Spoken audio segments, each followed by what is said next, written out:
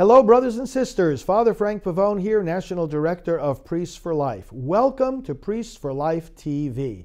Thank you for taking the time to watch because you're about to see another broadcast segment on this brand new internet pro-life television channel. We are going to bring you quality programming from the present as well as from the past.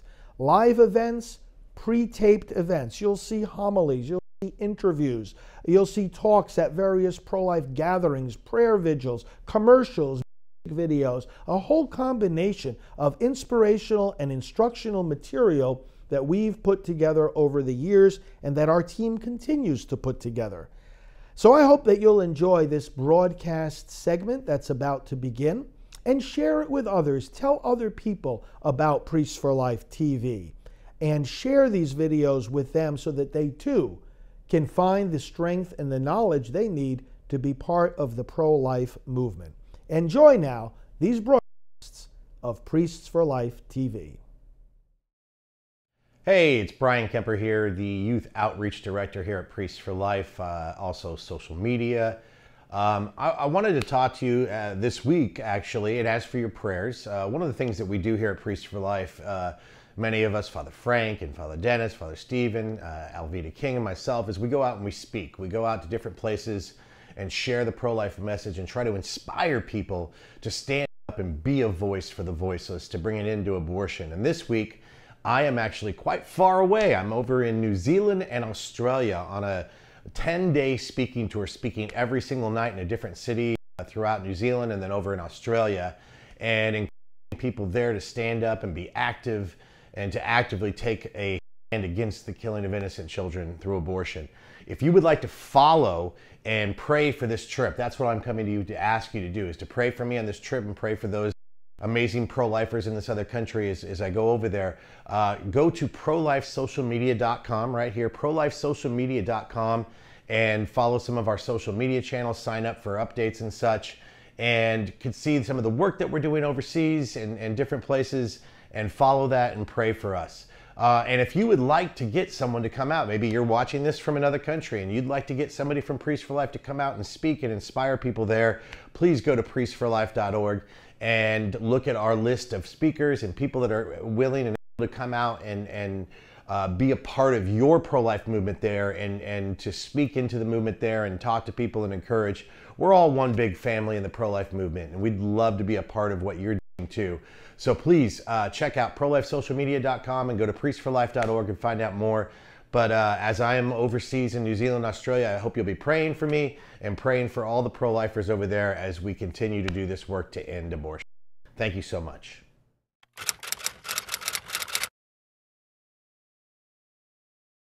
Hello, this is Lesley Palma. I'm Director of Communications with Priests for Life, and I'm here in the Priests for Life studio with Father Frank Pavone, our National Director and author of the new, just published, Abolishing Abortion, published in August by Thomas Nelson Publishers, the largest Christian publishing company in the world. Hello, Father. Hi, Leslie. Good to be with you to discuss this exciting book. Yes, so I have a few questions for you. Yes, let's delve into the different aspects of this book. All right, you have three main thematic sections to your book. Could you explain what they are?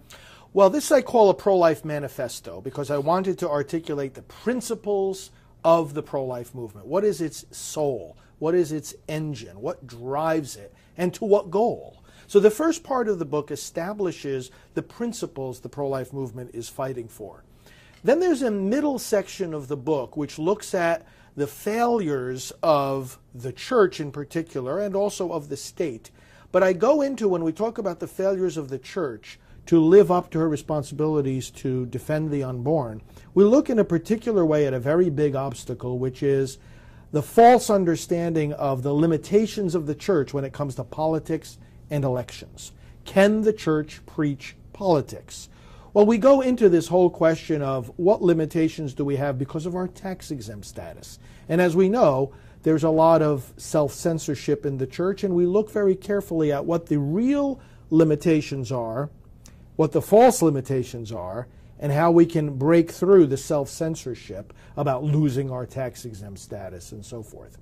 Then in the third main part of the book, I look at pro-life strategy in some detail, legislative strategy, public relations strategy, what are the tools that the pro-life movement needs to use and the strategy according to which it needs to use them to get to the goal of ending abortion. So those are the three main thematic sections of the book. All right. Well, you identify the first spiritual duty we have in responding to abortion, and surprisingly, it isn't prayer. That's right. What is it? The first spiritual duty I identify to end abortion is repentance. We have to turn away from sin. Now, that doesn't only mean turn away from any kind of involvement in abortion, direct or indirect. It means turn away from the sin that manifests itself when we give in to our own fears, to our own doubts, to our own limitations, and we say, oh, I can't do this, or that'll be too much of a sacrifice if I step forward and speak for the unborn, or if I fight abortion, I'm going to lose friends, I'm going to lose popularity, I'm going to lose position. And these kinds of limitations we put on ourselves end up being more of an obstacle to ending abortion than the power of Planned Parenthood or the government or the pro-abortion movement. Repenting of our fears, repenting of our cowardice at times that we are subject to, repenting of our blindness, because even with those of us who are pro-life, the issue gets fuzzy. We lose the sense of urgency, the sharpness, if you will, of the call to defend the unborn can be blunted in our own minds and hearts. Repentance means constantly asking God for a broken heart. Lord, let my heart be broken over the tragedy of abortion, because then I'm going to find the courage to make the sacrifices necessary to fight it and end it. You say there's a great disconnect between our society today and the unborn child. What are some examples you can give of that disconnect? We see the disconnect on a personal, individual level. We see the disconnect in the government. We see the disconnect in the church. And by disconnect, I mean we talk about human rights and we fail to protect the most fundamental right, which is life. We talk about helping the poor, the helpless, and the vulnerable, and somehow we forget about the unborn child. And the very people talking about helping the poor and the vulnerable, again, I'm talking about people both in the government and in the church, we talk about helping the poor and vulnerable, but we won't speak up for the unborn, and some of them are actually pro-abortion, or pro-choice, as they might say. So in the book, I cite a couple of concrete examples. Let me turn to two of them. We had in 2006, and amazingly, this particular member of Congress just did it again now in 2015 in anticipation of the visit of Pope Francis. Congresswoman Rosa DeLauro sent a press release in February of 2006, and she called it an historic Catholic statement of principles, expressing a commitment to the dignity of life and the belief that government has moral purpose.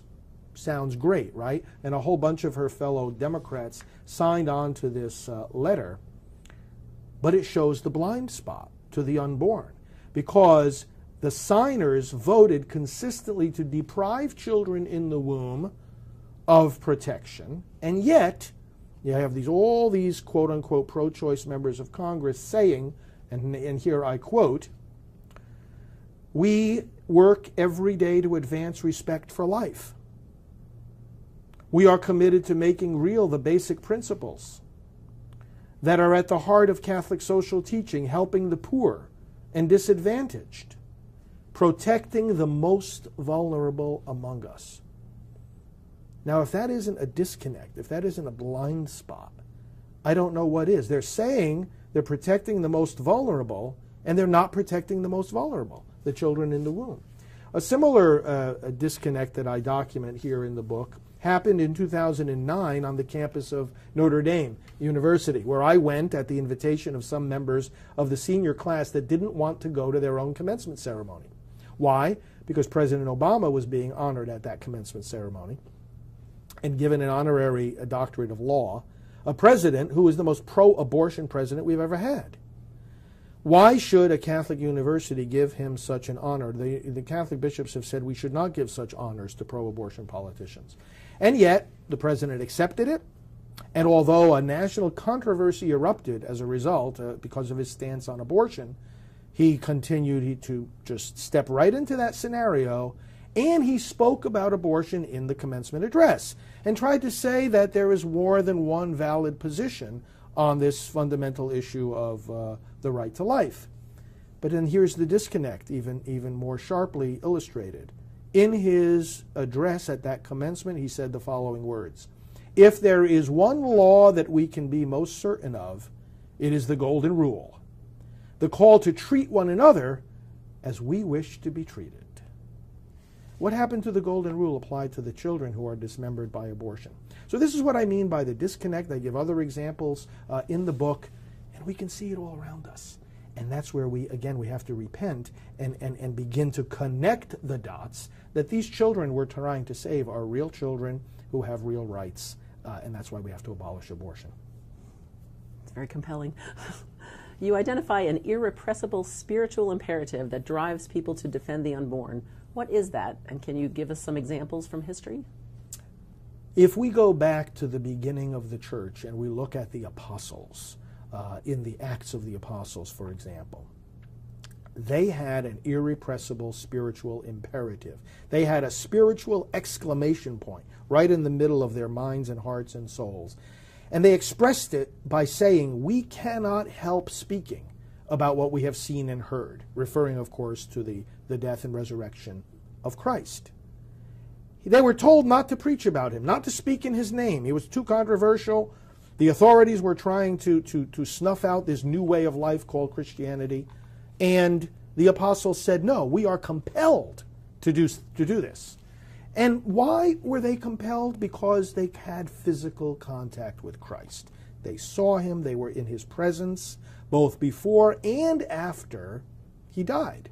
They ate and drank with him after he rose from the dead, and they were witnesses to his resurrection. And this imperative brought them even to the point of martyrdom, willing to give their lives rather than to be silent about what they knew to be true. This imperative then continues in history for those who speak up for what is right and just. Another example of this spiritual imperative is in the efforts of Wilberforce to end the slave trade. And he had introduced time and again, year after year, in the Parliament, the measure to abolish the slave trade. And at one point, his colleagues are weary of the whole thing, and they say they should suspend the question. Let's not talk about this anymore, or let's put it off for some future time. And here was his response: "The question suspended? Is the desolation of wretched Africa suspended?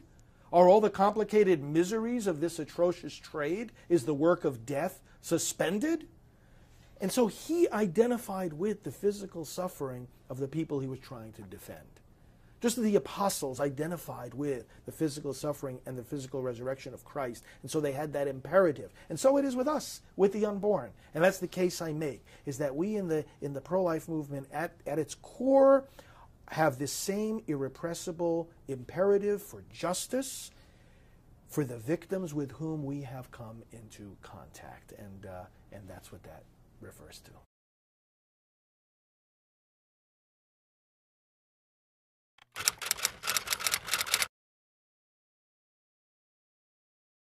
You compare the fight against abortion to the fight waged by our founding fathers. Please explain the connection. America was not a country founded based on geography or the settlement of a particular group of people. It's a nation built on an idea, on a principle, that we have our rights from God and that government protects those rights and that anyone can come here to enjoy the protection of those rights. And it is an experiment that has flourished precisely because of that principle. The Founding Fathers recognized that they were fighting for the right to life, that they were standing up for God-given rights also of freedom and the pursuit of happiness. And so they pledged their lives, their fortunes, and their sacred honor. They had to commit a high act of treason in signing the Declaration of Independence. They were putting their lives, they were putting their families, they were putting their possessions at great risk. They were committing treason against the king. And yet they did so because they realized that these principles mattered more than their possessions, their popularity, or even their lives. That effort to get this country started, that recognition of the right to life as foundational, is the same dynamic happening in the pro-life movement. And this book is a call to make that same measure of sacrifice, to pledge our lives, our fortunes, our sacred honor, to show ourselves and the world there is nothing more important than standing up for the right to life. Everything else depends on that. So in a sense, you can say the very same dynamic behind the founding of this country is the dynamic behind the effort to abolish abortion. In abolishing abortion, you assert that legalizing abortion has changed the type of government we have. What do you mean by that? In 1973, the Supreme Court in Roe versus Wade legalized abortion. But they did not say we are allowing abortion because the unborn child is not a human being. If they had said that, they would have been wrong, but they at least would have preserved a principle of government, which is no government can authorize the killing of innocent human beings. It's beyond the scope, it's beyond the power, it's beyond the authority of government. And that's the kind of government our founders established, the kind that recognizes that it is to secure our rights, not to take them away. But Roe v. Wade didn't say that. Roe v. Wade said, this might be a human being. We're not sure. We're not competent to speculate as to the answer, but we're taking away protection from these children in the womb. They are not persons under the Constitution. In doing that, the court asserted the right, the government asserted its authority, so it presumes, to be able to kill innocent human beings, to authorize the killing of innocent human beings. That changes the nature of government. And in fact, in the book, I quote Pope St. John Paul II, and here's what he said about that in his 1995 encyclical, The Gospel of Life. He says, when a state legalizes abortion, he says, quote, the state is no longer the common home where all can live together on the basis of principles of fundamental equality, but is transformed into a tyrant state, which arrogates to itself the right to dispose of the life of the weakest and most defenseless members. And he goes on to call it a caricature, a tragic caricature of democracy and the death of true freedom. Really is a different type of government when you legalize the killing of the unborn. And the American bishops repeated the same theme 3 years after John Paul II wrote these words. The American bishops wrote Living the Gospel of Life, and they said that when the American government becomes an experiment on people rather than by them and for them, they said it will no longer be worth conducting. And then they said we are arguably moving closer to that day. This is powerful language, saying that this is not just one bad court decision or one bad law or one bad public policy.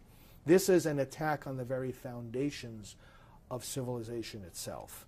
And that's why I say we have a different form of government once abortion is made legal. You make reference to your personal and professional relationship with the family of Dr. Martin Luther King Jr. Can you describe how that intersects with the fight against abortion? The more I became aware of the tragedy of abortion and of the efforts of the pro-life movement, the more I saw the parallels between this movement and the civil rights movement. Because Dr. Martin Luther King Jr. in the civil rights movement was not just advocating for the rights of black people. He was doing that precisely because he was advocating for every human life, every human being. And he said very clearly that we cannot kill anybody when we recognize the sanctity of the human person. This movement, therefore, for the sanctity of the life of the unborn, for their equal protection under the law, is fueled by the very same principle that the civil rights movement was based on. It's just the same principle applied to a different group of victims.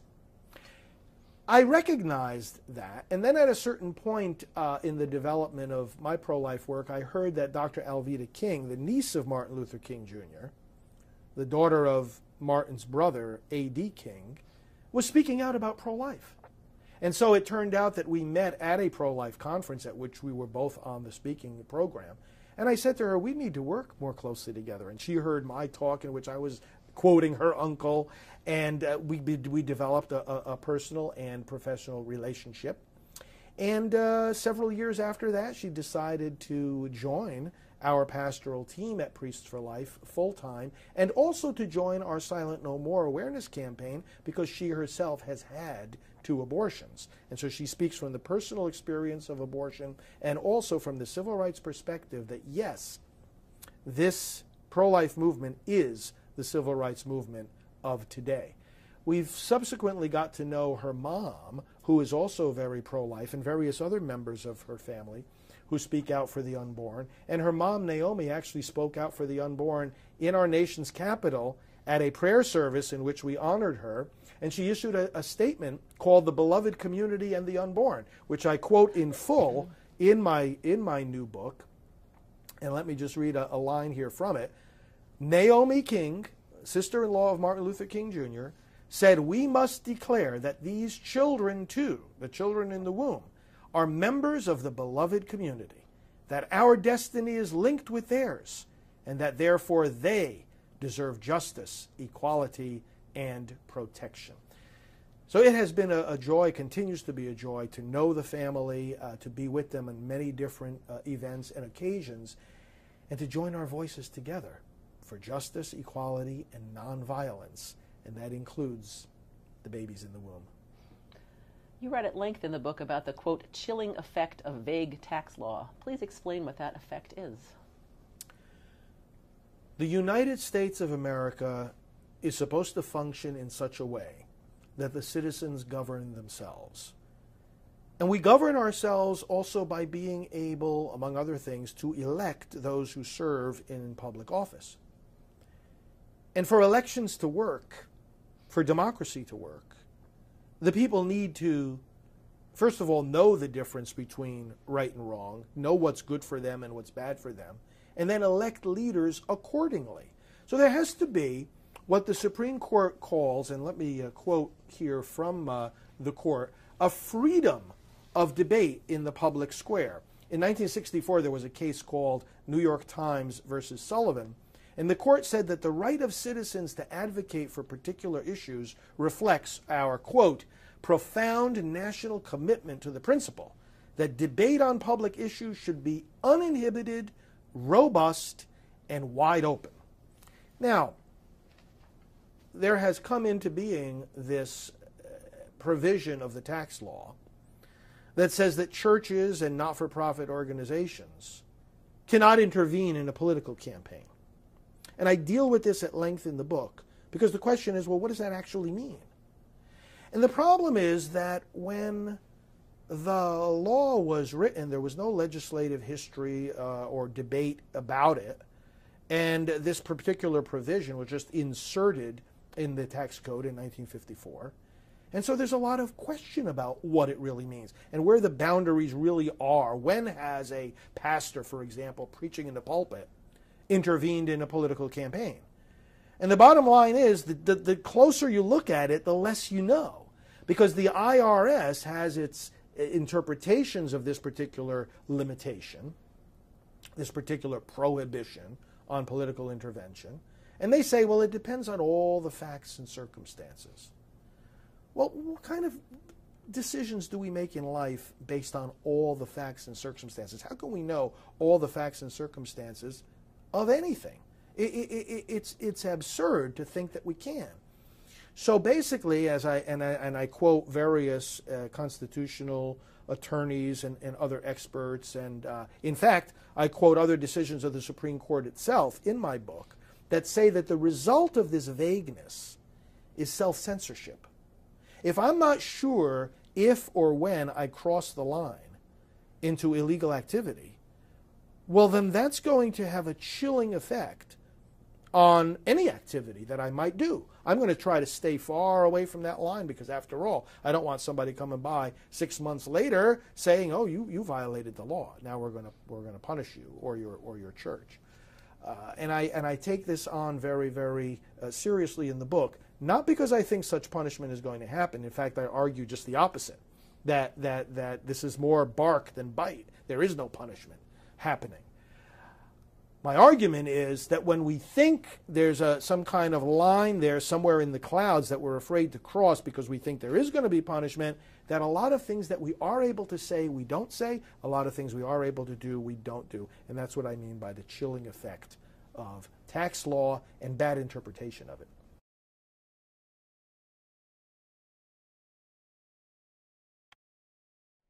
Hi, this is Brian Kemper of Stand True Pro-Life Outreach. We are the youth outreach of Priests for Life. Now, I'm down here in Florida at the Priests for Life headquarters down here in Titusville, Florida. And we've been having a week of meetings and talking about strategy and things that people could do to get involved in pro-life. People always ask me, Brian, what can I do to get involved? I know this is what you do full-time, but what can I do in my spare time to get involved to help get that pro-life message out? To not just fight abortion, but to help bring an end to abortion. Well, one of the best tools that most people have is one of these, an iPhone or any other smartphone, or even a laptop or a tablet. Social media. So I know a lot of people like to talk negative about social media because we go to a restaurant and we're always on our phones to talk to each other. But social media is one of the best ways to get the pro-life message out and to get things out to people that need to hear it. So I want to talk to you about Twitter, Instagram, and Facebook. I want you, if you have any of those accounts, Twitter, Brian Kemper, Brian with a Y, follow me on Twitter, or Stand True on Twitter, STANDTRUE. On Instagram, Brian Kemper, or Stand True Pro-Life. And on Facebook, Stand True Pro-Life Outreach, and I am Brian Kemper.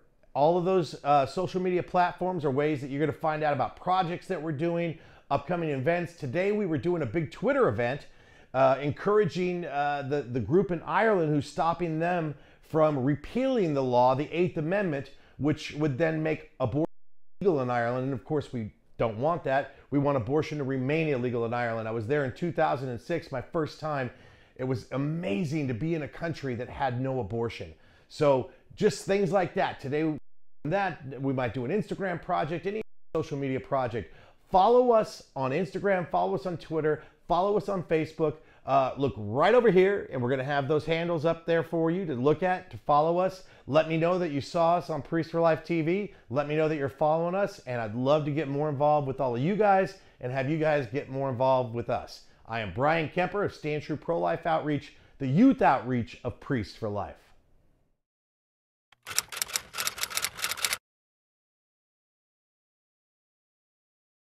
And you say the church should be involved in elections, but that you don't want the church to be a political entity. Can you explain the distinction? A political party and a political campaign, and these are not in and of themselves bad things. These are tools for us to govern ourselves, and people should be involved in campaigns and in political parties. But they are trying to elect that person of their choice or that group of people. And so their message to the people is, elect this man, elect this woman, and they will go after whatever reasons they can to get people to vote for those individuals. Depending on whatever audience it is, they'll invoke the reasons that might get them to vote. Ultimately, they don't care if there's a reason or not. Hey, just vote for our person. You figure out your own reason. What's the difference with the church? The difference with the church is that while we want people to participate in that process, we don't, as an institution, say, vote for John Smith. We don't organize as a political party to get John Smith elected. What we organize to do is to teach the people who are going to elect him, or perhaps someone else, what are the principles by which we make those choices. So, for example, if the first purpose of government is the protection of life, if it is, as we have already seen, and as I lay out in the book, the protection of rights that God has given us and government must protect, well, then we have to take that into account when we make our voting choice. Does this candidate believe that we have a right to life that the government cannot interfere with? So the church is to be fostering the political process, yes, talking about the issues that matter, talking about the responsibility to vote, guiding people, even in terms of informing them of the positions of the candidates, but stopping short of actually endorsing them. Because when the church teaches the principles, unlike a political party or a political campaign who's going to say, we want you to vote for John Smith, the church is going to let the people come to their conclusion. The church is simply going to say, when you make your decision, keep these principles in mind. You assert various times in the book that the Catholic Church is on a collision course with herself. What do you mean? The church is in various ways on a collision course with herself. We are involved, and when I say we, I mean the church in the United States, and also Priests for Life in particular, in a big battle with the current presidential administration over what's called the HHS mandate. They're trying to force us to violate our faith and our conscience in our employment practices and our health insurance in particular. And we're saying no. Now, the church is therefore insisting on her freedom to teach and live her faith, and is saying the government cannot issue any mandates contrary to that. But then we see the church issuing mandates of her own that limit our ability to teach and live out our faith. And I'm talking again about those mandates that come out at various times from bishops' conferences or dioceses that say that we cannot, for example, distribute certain voter education materials, voter guides, or appear to be too political or partisan. And it's like, wait a minute. We have the freedom to teach our teachings even if it appears to be political. Appearing to be political is not some kind of limitation on the church's freedom. But we're on a collision course with ourselves because we're speaking out of both sides of our mouth. We're saying at the one hand, yeah, we got to have the freedom to teach the faith. And on the other hand, don't say this because, it's going to run afoul of the tax law. There's other forms of collision course here related to this. The documents of the church, the popes, the bishops, have been very, very clear about the importance to engage the political process. We have an obligation to do that. And then, yet, on the other hand, very often on the local level, again, there are all kinds of restrictions placed on what we can do and what we should do and what we can say and what we can't say. Can't have it both ways. Either you're going to be engaged in the process, which means you're going to say and do certain things regarding the election, or you're not going to be engaged. And likewise with collaboration. The church's documents talk about the collaboration of everybody within the church, clergy and laity and all kinds of organizations all working together to inform one another and to get a common task done. But then when we start looking at these fears about violating the tax law, we see the opposite of collaboration. We see churches and dioceses saying, well, no, don't accept any political material from any other groups, no voter information from any other groups. As a matter of fact, if they come to bring it to your church, throw it in the garbage. They literally say this in writing, throw it in the garbage. That's not the kind of collaboration that the church's own documents call for, and that our understanding of everyone's call by God himself to participate in this mission of building a better society requires. And so this is a multifaceted collision course, and we've got to decide which side of the fence we're going to be on as a church. Now, having said that, I would say, you know what, the church has already decided it. It's there in the documents, it's there in the teachings, so let's cast off these silly fears and let's work together to get the job done. You quote various memos that have come out from Catholic dioceses at election time and that you say are particularly unhelpful. Can you give us an example? Yes, my book actually quotes from a lot of these memos. And what these are memos from the church's institutions taking the vagueness of the IRS interpretation of the law that says churches cannot intervene in a political campaign, and actually making that vagueness worse.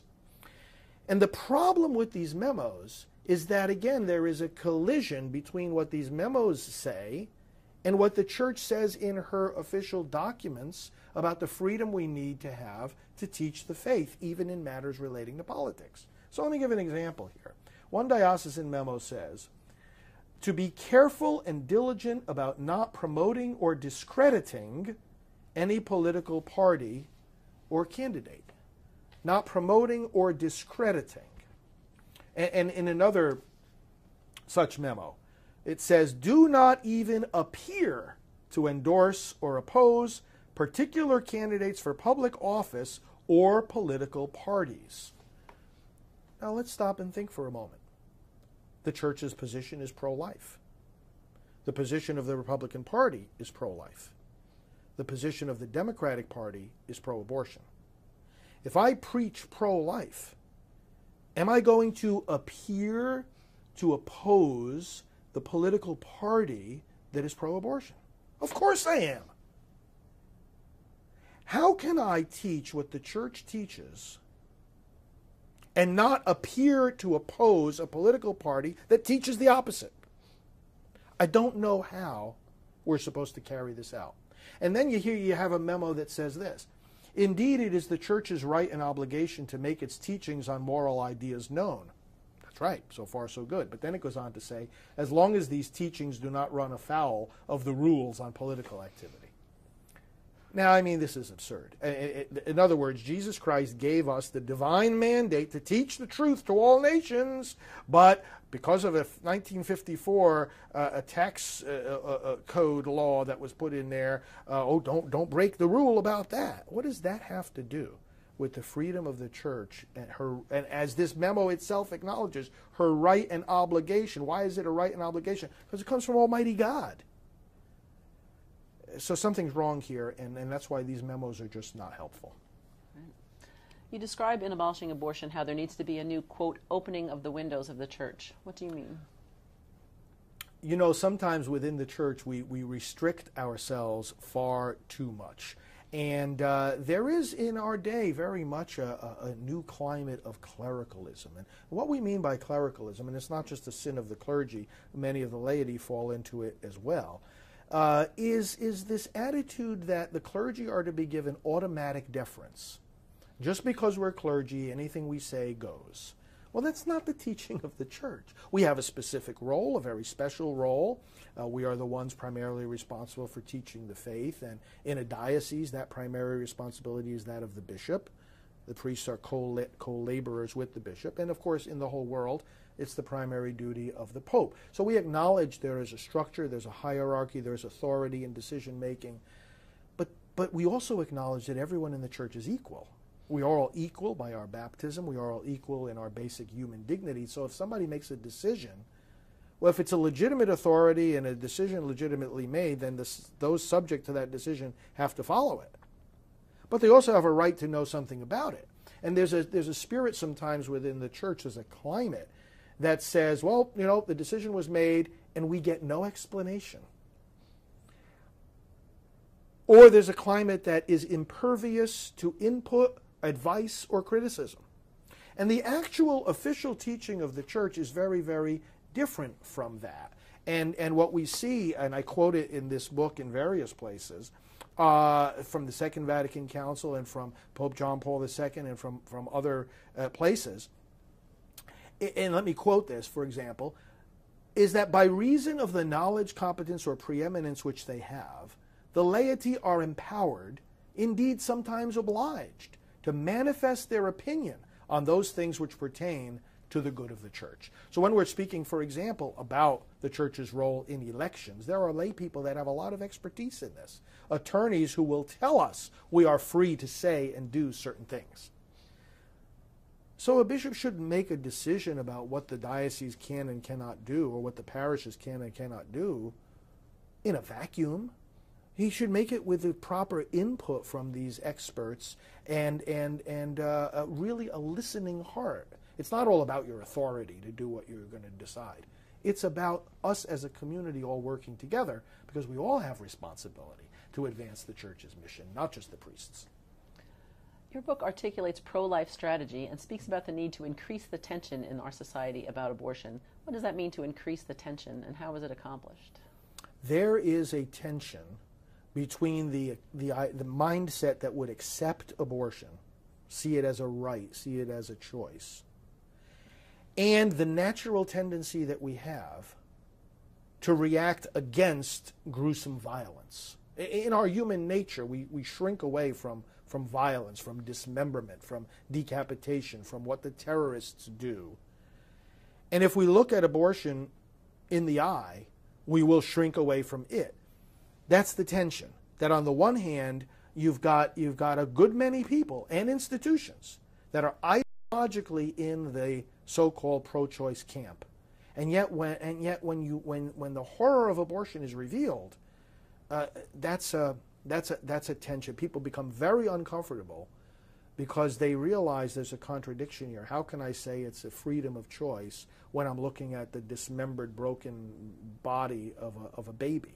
And you see that tension is reflected when those in the ideological camp that favors abortion will not even look at or speak about what an abortion actually is. It leads to the strange contradiction that those who favor abortion, the last thing they want to talk about is abortion. So we in the pro-life camp, we need to force that tension. If it's going to make people uncomfortable, you know what? That's too bad, because this is the only way out of this disconnect and blind spot, as we were speaking earlier. It's the only way out, is to have that tension and to recognize that that tension is necessary to resolve this conflict in our society.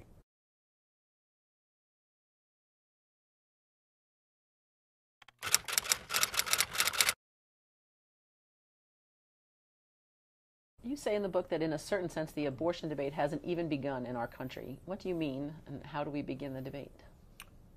We have a so-called debate on abortion in our country, but many of those debating the opposite positions on this issue are talking past each other. Because what I have in my mind when I say the word abortion is the dismemberment of a living human child, and I can see the broken body parts. And what the person I'm talking to, who may be on the other side of the issue, may have in their mind when they say the word abortion is something very different, very much sanitized, something that is very much abstract. It's not bloody victims or body parts. It's choice and constitutional rights and freedom. Well, then there's not really communication going on there. There's not really a discussion of abortion. There's two discussions going on. One about stopping dismemberment of children, and the other about upholding constitutional rights and women's health. That's not a debate. That's two people talking past each other. So to begin the debate on abortion, we have to agree what we're talking about. And what an abortion is not something that you or I or the pro-abortion people decide. It is what it is. It's a procedure, and the medical textbooks tell us, tears the arms and legs apart, crushes the head. Let's start by talking about what we want to talk about. And that's what I mean by the debate has not, in many cases, has not even started. How does abolishing abortion help people understand the strategy behind the undercover videos being released about Planned Parenthood? This book actually talks about the strategy of exposing abortion. It's a biblical principle. Paul's letter to the Ephesians 5:11 says, have nothing to do with the fruitless works of darkness, but rather expose them. And I talk in the book about the fact that a key element in bringing abortion to an end is to look it in the eye, quoting actually John Paul II, to have the truth, the strength to look at things in the eye and to call them by their proper names, including when they're very horrific evils. Exposing abortion means exposing the procedure, exposing the damage it does to people, and then thirdly, exposing the corruption in the abortion industry. And to expose the corruption in the abortion industry, we do that by opposition research, we do it by dialogue with people in the industry, we do it by listening to the testimony of the people who have come out of the industry, and a fourth way we do it is by going into the industry undercover. So as this book was being written, I knew about the project that was going on with the taping of these meetings and conversations within the leadership of Planned Parenthood. And so I even say in the book, I said, we are going to have very soon a public manifestation of exposing abortion in ways that have not been seen before on this scale. And that's what engages people. It helps them overcome that blind spot and that disconnect that they have about the unborn child. You speak about the need to reframe what the conflict over abortion is in our society. What do you mean by that? In abolishing abortion, I point out that we have to reframe what the conflict is over abortion, because a lot of people think that it's a conflict between a mother and her child. And a lot of people will feel naturally drawn to be on the side of the mother, especially if she's in distress and some kind of serious social problem. But that's not really what the conflict is. It's not between the rights of the mother and the rights of the child. It's between mother and father and baby and family on one side, and a corrupt, unscrupulous, destructive abortion industry on the other side that is out for nothing but itself. Doesn't care about women, doesn't care about the babies, doesn't care about women's health. It is a bloodthirsty, money-hungry, out-of-control industry. And we know this. We know the abortion industry. We've been looking at it from the inside for decades. That's the conflict. And when we can frame laws as not, pro-life laws are not restricting the rights of women or reducing access to women's health, but rather protecting women and their families, their children, from this unscrupulous, destructive abortion industry, when we frame it that way, then people can understand what it is that we're doing. And they can understand how to reconcile their natural tendency to uphold freedom, choice, and women's rights with also their natural tendency to want to protect the vulnerable child. Those two are not in opposition. They don't need to be. They actually go together in the pro-life battle. Right. Well, you do write in the book about the corruption in the abortion industry, and you say that one cannot practice vice virtuously. Can you explain that a bit and tell how it impacts the fight against abortion? Each person has only one conscience, and if your conscience is blurred and broken enough that you can actually kill a living human baby, well, then you're going to be doing a lot of other wrong things as well. You can't practice vice virtuously. You can't be committing the murder of children and at the same time, keep your tax records just right and follow all the moral standards of medicine and avoid malpractice. The abortion industry, which is based on the killing of children, is mired in all kinds of other immoral and illegal activity, malpractice, sexual abuse, and as we see in the videos that have been released, even the gruesome sale of body parts of babies. And the strategy I outline in the book is that because you cannot practice vice virtuously, we can close a lot of these abortion facilities and bring an end to abortion by revealing the illegal things that the abortion industry is doing and prosecuting them on those fronts. That can shut down abortion facilities and shut down the entire abortion industry without even changing the law on abortion. Now, the law on abortion does have to be changed for other reasons that we outline in the book, because you have to preserve the proper nature of government. But when it comes on a very practical level to closing that abortion clinic in your town, get them on the illegal things that they're doing. Get them on the malpractice, because most people across our country, even if they believe in so-called pro-choice, doesn't mean they believe in malpractice, doesn't mean they believe in selling body parts. It doesn't mean they believe, certainly, in sexual abuse going on inside the abortion clinic. Where does your book assert that the duty to defend life comes from? The duty to defend life does not come from somebody telling me, whether in the state or in the church, that I have to do it. It doesn't come from a decree of the Pope. It doesn't come from a decree of the Supreme Court.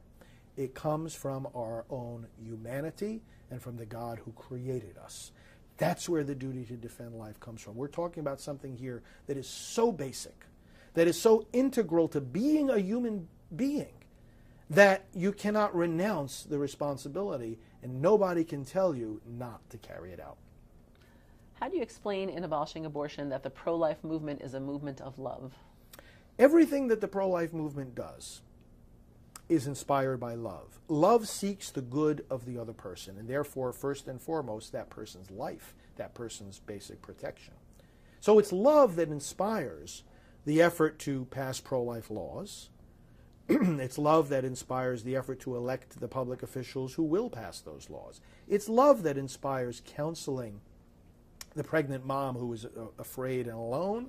It's love that inspires consoling the person who has had an abortion so that they will not fall into the temptation of having another one.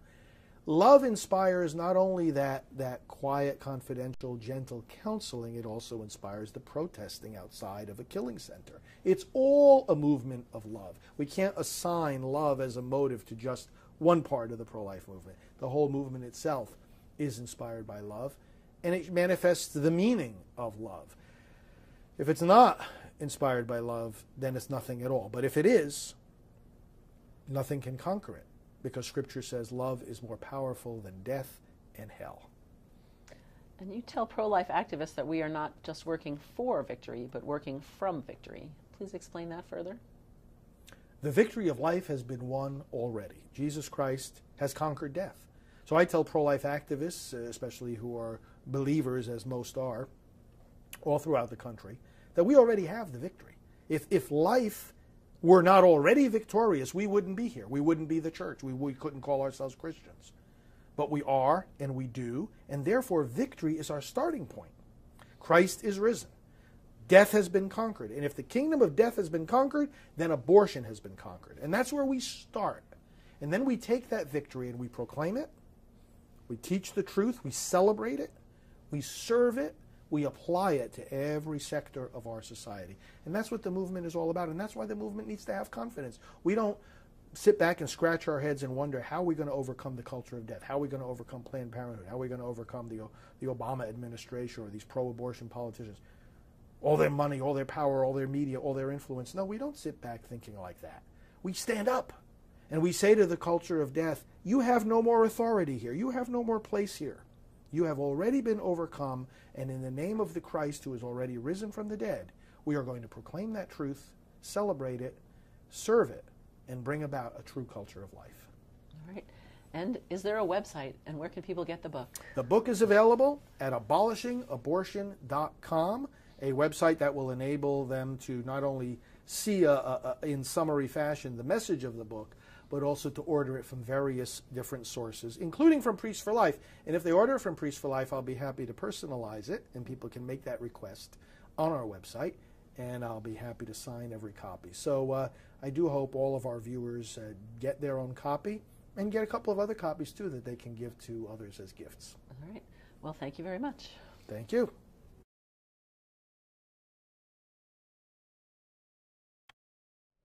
Hello everyone, I'm Father Stephen Imperato, a priest for life and a member of the EWTN family. Today I'd like to take a minute and speak to you about meeting with you in the coming year. To invite me or any member of the Priest for Life family, contact us at travels@priestforlife.org. That's travels@priestforlife.org. Invite me for a parish weekend, a pro-life prayer vigil, a day of recollection, a luncheon, banquet, any fundraiser, or to help organize and energize your pro-life group or event. Contact me at travels@priestforlife.org. Again, travels@priestforlife.org. This is Father Stephen Imperato, a priest for life and a member of the EWTN family.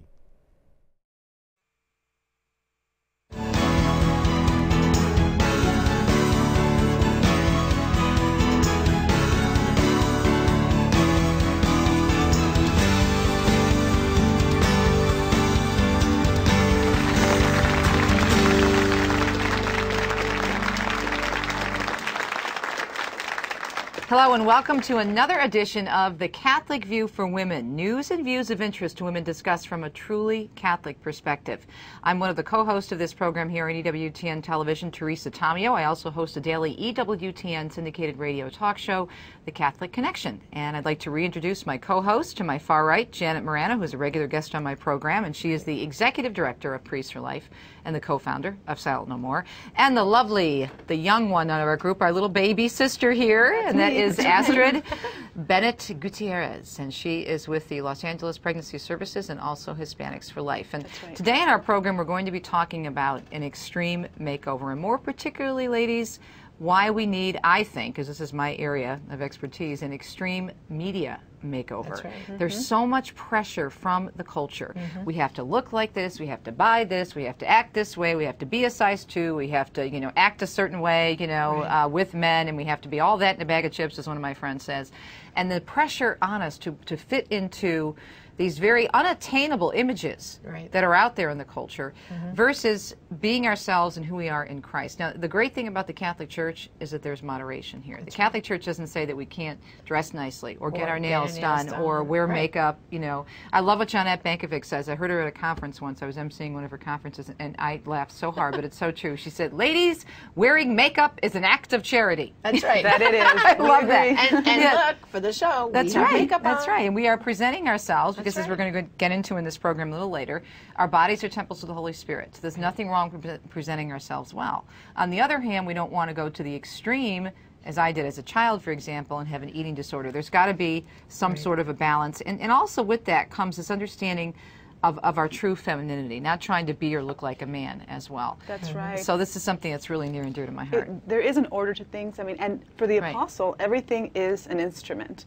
And when you dress nicely. I like that. I like that analogy. Absolutely. Yeah. Everything has its proper place, and when you dress well, when you care about, you know, what you look like, how you present yourself, and it has to be done in a way that's beautiful and modest and worthy of your dignity, I think that you bring light into the world. I think you are the face of Christ when you really care, and it doesn't have to be expensive things that you wear. Right. It's always just, I think, whatever is appropriate and suitable, and you really can evangelize this way. So, so Teresa, you mentioned eating disorder. You had that as a teenager. Tell us, what did you learn from that experience? Oh, well, you know, I still struggle with it. And I'm not a psychologist or a doctor, nor do I play one on TV, as an old commercial used to say. But this is just my opinion. I've talked to many women and men who've had eating disorders. And by the way, the American Academy of Pediatrics, late last year in 2010, came out with a brand new report showing that eating disorders continue to skyrocket among not only teens, but tweens, of all different demographics. It used to be something that was very common among affluent teenagers, and mainly female, white female. Well, that's not the case anymore because of the pressure and a lot of other things that are going on in the culture. Well, for me it was because I knew at a very young age that I was going to go into communications, and I wanted to be on television, so I thought I had to be skinny. And also, you probably have seen the reruns, but you may be too young to remember, the Partridge Family, remember? Yes, oh yes. And Susan Day? Yes, I remember. Magazine before she got the starring role on the Partridge Family. Right. And everybody wanted to look like her, and I was no exception, but she was so thin.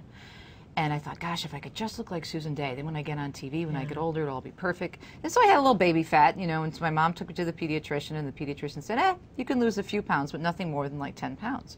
Well, I starved myself down to 89 pounds. Ended up in the hospital. I was actually the first diagnosed case of anorexia in Children's Hospital of Michigan in Detroit. My period stopped. I had all kinds of medical problems, and that was at that time in my life. I was 12 years old. So that pivotal time when a girl is going through all those changes. Right. All because I wanted to be skinny. Well, I can remember in my generation, in the 60s, we had Twiggy. Just the name. Yep. That was her nickname. Right. She was Twiggy. a model. Yep. Twiggy. From London, and she was the big. And she was like a rail. She was a twig. She was Twiggy. a twig. Yeah. She was a twig. But what that did was, that's what you were aspiring to. And I remember, you know, when I was going through my teen, I went from being like a little chubby to, like you're saying, could lose a few pounds, and struggling. I didn't get anorexia, thanks be to God, but I can remember constantly having this pressure to be skinny, to be skinny, to be skinny, and watching every little thing. I mean, as a teenager, you shouldn't have to be so focused on food like that. Well, also, you know? not only the obsession with being skinny, but the obsession on us as an object, the objectification of women, that it's all about what we look like. Not that there, as you said, can't be balance, but this, you know, who we are, and it all has to do with the view of ourselves when we look in the mirror, but that's not right. We did interview some women on this. Again, every show we try to go out, you know, to the streets of America and talk to women, Catholic women, and see what they say. So let's talk to them about, see what they have to say about their own extreme media makeover and what they like and don't like about what they're seeing out there in the culture. What do you have to say? What do you have to say? What do you have to say? What do you have to say? What do you have to say? What do you have to say? Primarily, I think like sex symbols, very sensual, having to do with the body and the hair and the makeup and how if you're thin or something like that, and beauty, but what's inside and what we can give inside. And that's most important, because eventually the beauty and the face, everything goes with time, and what is left is what's really inside. I think it's more fashionable to keep yourself covered up and have a little bit of mystery about you. I think when it comes to dress and appearance, I think that young women are interested in that, and that's what speaks to them. And to add a Catholic perspective on that, I think it first comes from an understanding of who we are as a woman, and especially in God's eyes, and understanding our dignity, understanding just the love that God has for us. And so understanding that first, we're able to clothe ourselves in an appropriate way. And a lot of times we think to be modest means to not be able to dress cute, or not be able to look good, or whatever, or not being able to fit into society. But I think that's the opposite. I think that understanding who we are in God, and understanding what it means to be a woman, and what it means to accentuate the beauty that we have, comes from understanding what it means to be Catholic. It's really pretty simple. a really good basic principle to keep in mind is that modesty does not have to equal frumpiness. In essence, the meaning of modesty is simply to be discreet. I would like to see it change from, these everything about a woman being has to be, this size, look this way, dye her hair that color, wear certain clothes. That's a fallacy. That's not real. God created us all individually and unique, and we need to embrace that, and be who we are. I think the culture wants us to be somebody else, and that's not what God wants. He wants us to serve Him, and we need to really look at who we are and what we believe and how we live, and we need to embrace that. And we don't do that today, I think, collectively as women in this society. Well, Teresa, I know you've written a couple of books, Truth for Teens, Noise, where you've actually researched the impact that the media has had on young people. Why don't you share some of that with us? Sure, and by the way, the Truth for Teens, I love that book, and you're one of our role models in the book, right. along with which I was very Glendon. honored yes, to be well, put in there. You were well-deserved to be in that book, well-deserving of that.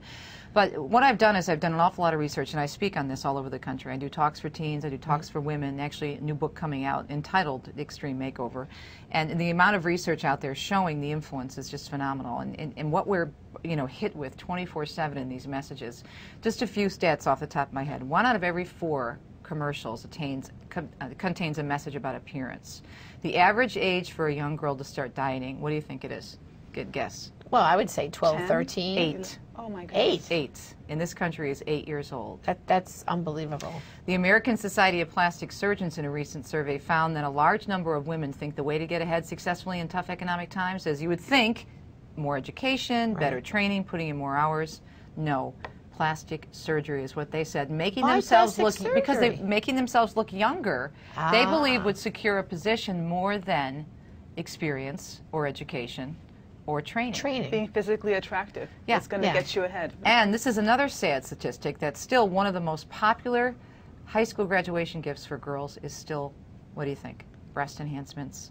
Plastic surgery. That's tragic. Yeah. That's this is just a few statistics. That is very tragic. So the whole thing is, again, about balance, about moderation, and it's so important for the parents to be able to get the girls to understand who they are in Christ. Yes, and speaking of being who you are in Christ, I want to share quickly a story of a young woman who was beatified last year, September 25th, 2010. Her name is Chiara Luce Badano. Oh, yes, I have heard about her. That's right. She was a young woman, in Italy, right? She was Italian.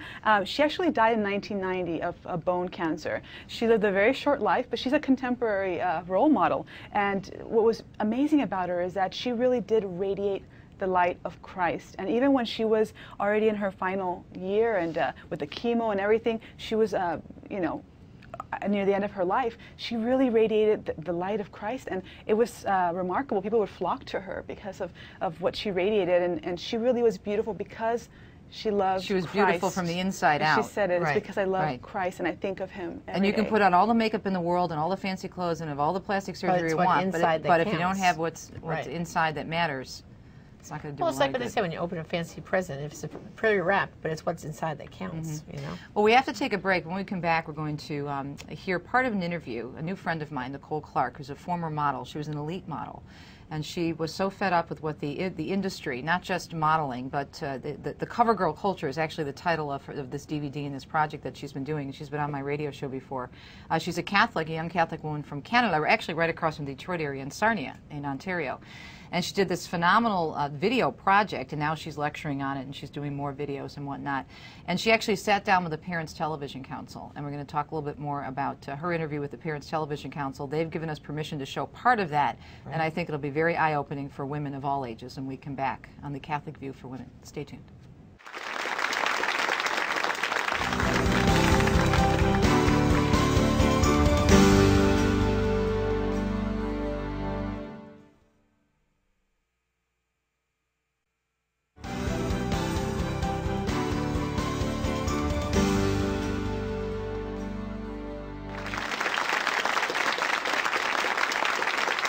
Welcome back to The Catholic View for Women. I'm one of the co-hosts of this program, Teresa Tomeo, along with Janet Morana and Astrid Bennett Gutierrez. And today on the program, we're talking about an extreme makeover, more specifically how sometimes, we all need an extreme media makeover because of everything that's out there and what's being thrown at us from the culture. Now, before the break, ladies, I was telling you about this Nicole fabulous Clark. young woman, Nicole Clark, who is just so determined and actually doing what I'm doing on a little different capacity, where I cover all of the media bias, media violence, and then media and the culture. She specifically is looking at what she calls cover girl culture in terms of what the magazine, what the internet, what the advertising industry is doing to women, and specifically young women. She's very concerned about that. So she sat down with the Parents Television Council to talk to them about her project and why she's doing what she's doing, and talking about how the industry affects, and she knows because personally she experienced it herself, but also she sees what's happening to the young girls. And so let's take a look and a listen to what she had to say about her own business, which she was in for a long time, the business of modeling, and why she's doing what she's doing now. I think you'll find it very eye-opening. Nicole Clark. The Parents Television Council is pleased to be joined today by Nicole Clark, who is the producer and director of a documentary entitled Cover Girl Culture. And Nicole, welcome to the PTC headquarters here in Los Angeles. And first, let me start by saying, how did you get into the fashion industry? I started out actually in university in biosci with the goals to become a veterinarian or go into kinesiology. And during my first year or second year there, I had the chance to go into a modeling contest with a friend to support her. And it turned out that I ended up winning this contest, and then had agents calling me from Toronto, and I just said no. I just did this for my friend, and I'm interested in staying in school. And a summer job opportunity came along, and I thought, oh, am I going to do the slog of working these incredible hours to pay for school, or do the modeling for a little bit? So I attempted to start for the summer with modeling, and the instant I started, I was flown to New York, and I started a career with Elite for 4 years, modeling around the globe. And yeah, I sort of went kicking and screaming into the industry because I was the tom girl, and I was not into fashion, and I was sort of the odd candidate for the industry. I had the appearance of it, but my insides were completely, not aligned with what the fashion world was about. Cover girl culture is about the influence the media has on our girls in society today, and the pressures that are upon them now to be sexy and skinny and focus on being this image, this exterior, versus developing your sense of self and your sense of humor and your intellect, and learning about the values that are true and will last your lifetime, versus this exterior shell that is very fleeting and isn't attached to who you are. The film also exposes the sexualization of girls in the media, especially young children, the messages that they're getting through the media now that exists is a lot more invasive and a lot more inundating than it was when I was a young girl. We just had a television, that's all that was there. And now there's internet and cell phones and video games and TV and movies and music. Singers are also a big part of the media influence on girls today. What are the messages that girls are getting today? Primarily the messages girls are getting today is that to be successful, you get to be thin, pretty, sexy, and misbehave. Very seldom is a girl ever upheld in our society for being smart or caring or considerate, because that's not newsworthy in society, sadly. It takes people speaking up, parents writing in, having responsibility. I've seen people buying sexy clothes for their children. This is when the sexualization of girls becomes the parents' responsibility. What is your hope for this project? My hopes would be for young girls to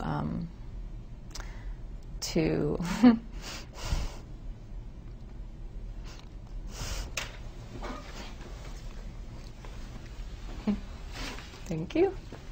So it's really sad when I see young girls aspiring to be this way, and then having to know it's not their fault because they're just stuck in this myriad of messages and bombardment.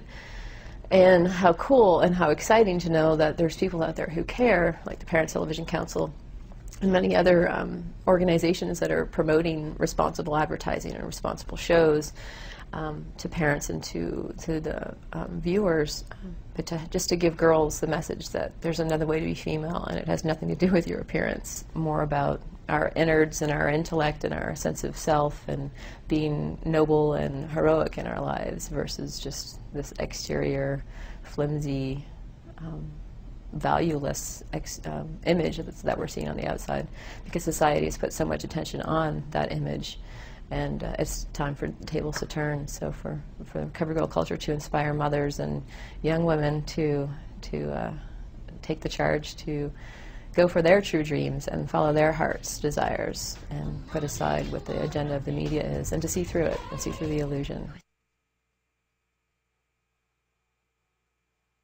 Powerful stuff.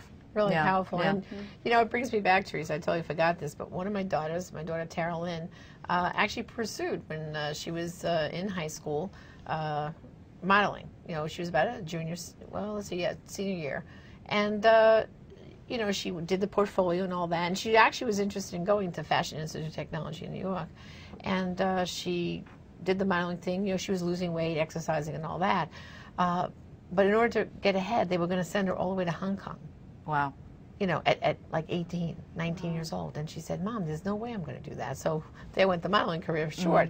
But the things that Nicole says and how they want these girls just to be a certain way and this look and that look. And even, like, you know, she wouldn't pose certain ways, you know, when they would do the portfolio. She goes, oh, no, I won't do that, or I won't do this. And they said, well, come on, do you want someone to pick you up or not for modeling? And she says, no, I'm not going to expose myself, or I won't take these kind of shots. Well, the exposure, you know? the objectification, Right. and then that makes women think that they have to Yeah, appear that way. And then also the extreme, very unhealthy weight. Now, there have been some changes in the modeling industry where, in Italy, for example, and of course, Milan and France, and in Paris, France, are the height of the, you know, the couture, the fashion industry.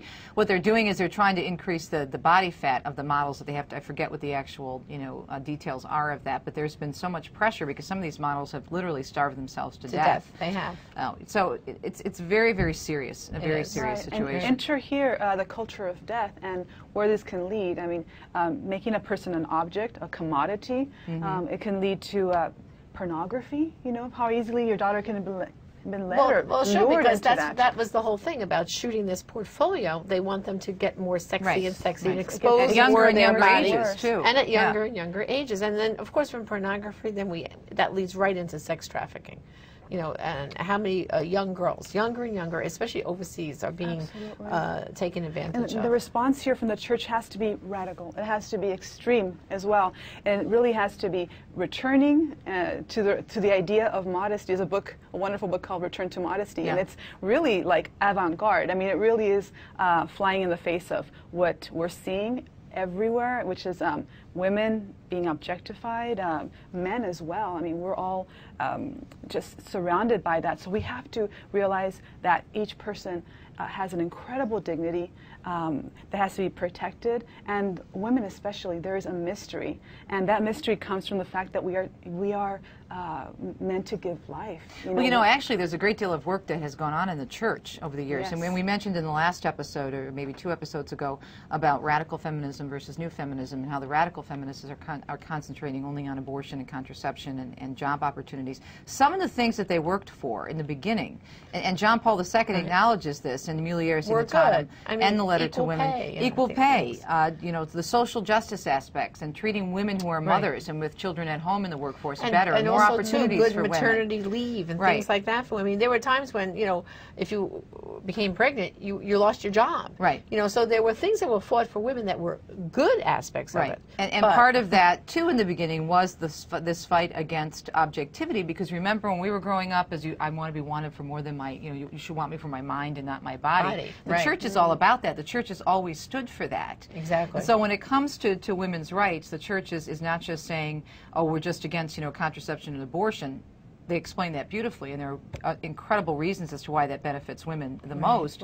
But also in terms of this justice, the church is always talking about true equality for women, and that means who we are, dignified in our femininity, getting back to the original roles as we play as men and women. Right.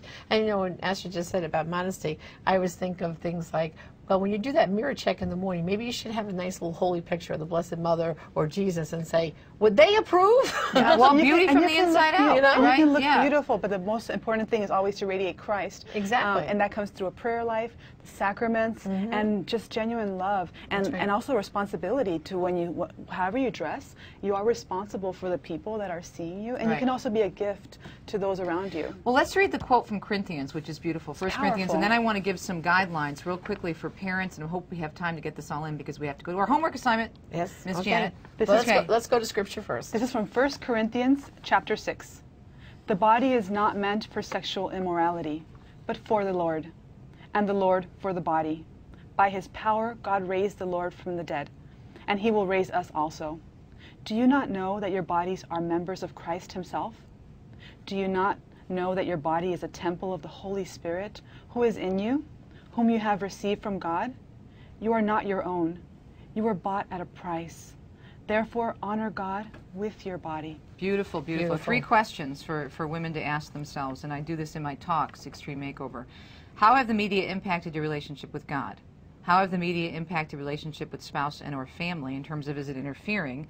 And how have the media impacted your self-image and your self-worth? And there's a few quick tips, Janet, before we have our homework assignment. Very simply, set guidelines for media usage in your home and stick to them. One of the most important things for the American Academy of Pediatrics, what they say parents should do, and couples too, keep the TV and computers out of the bedroom, an essential area of the home where you can monitor the usage. Don't purchase products that are KGOY, which is a term in advertising, kids getting older, younger, over-sexualized things. Set good examples in the home. And help them choose healthy role models. You mentioned the Chiara Lucia yes, Badano. yes, and she is she a blessed now? She's beatified. Yes, she's blessed. beatified. And then also the role models, other role models in the church and in the culture, such as Janet, who's one of our role models in Truth for Teens, and also Mary Ann Glendon.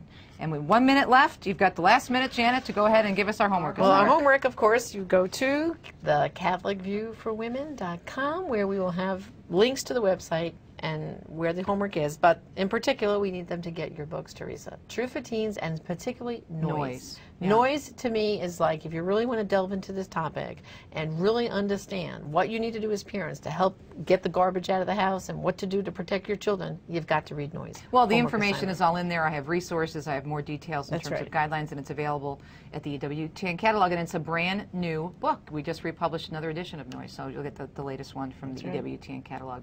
I'm Teresa Tomeo for Janet Marana and Astrid Bennett Gutierrez. Thanks for joining us, and we'll see you next time on The Catholic View for Women.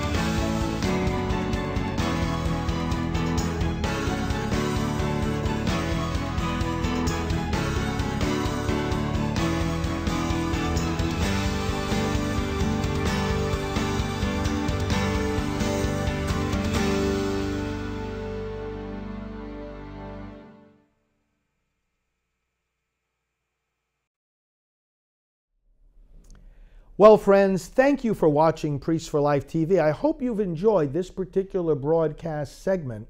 We will be increasing the length of time of these broadcast segments until eventually we're bringing you 24 hours a day of pro-life information and education. So please do spread the word about this new pro-life internet channel so that we can get as many others as possible to gain the knowledge and inspiration they need to be part of the battle to end abortion. Well, friends, in order to do this work, we do rely on you for our support. So can I please also ask that you send us a donation? Go to ProLifeDonation.org in order to give a gift to Priests for Life today so that we can continue to be out on the road, spreading the pro-life message, activating the churches, lobbying for pro-life legislation, electing pro-life candidates, closing abortion mills, and doing the work that we all need to do to protect these babies. ProLifeDonation.org. We rely entirely on your support. We don't get funding from the Vatican or from dioceses, but from people like you all over the country and around the world. Please make a donation today, because every bit of that gift will be used to spread this pro-life message and to save these babies. ProLifeDonation.org. Thank you, my friends, for your support This is Father Frank Pavone of Priests for Life.